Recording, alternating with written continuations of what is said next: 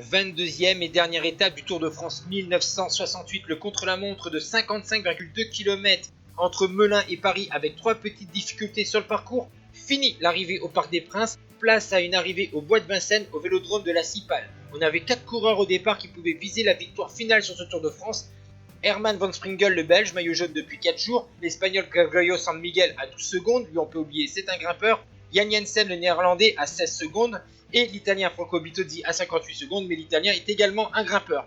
Et donc, on va assister à un duel entre Van Springel et Jan Jensen. Le Belge a 2 secondes d'avance à la mi-course, mais malheureusement pour lui, le Néerlandais Jan Jensen, champion du monde en 64, vainqueur de la Vuelta 67 et vainqueur de déjà une étape sur ce Tour de France, va se montrer très rapide sur la seconde partie de la course et va faire la différence pour réaliser le meilleur temps en 1h 20 minutes et 9 secondes. Il devient ainsi le premier néerlandais vainqueur du Tour de France.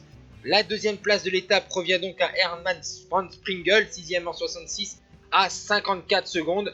Et donc, c'est une grande réussite pour Jan Jensen avec un Tour de France dessiné pour les coureurs assez rapides avec des étapes de montagne moins difficiles que sur les autres éditions. Le voici en train d'endosser le maillot jaune. Le classement de l'étape avec Jensen, Van Springel, Pinjon, excellent 3e, Braqueux 4e. Le classement général, Jensen, Van Springel, Braqueux qui remonte à la 3e place, Gregorio San Miguel et Pinjon 5e. Ciao tout le monde.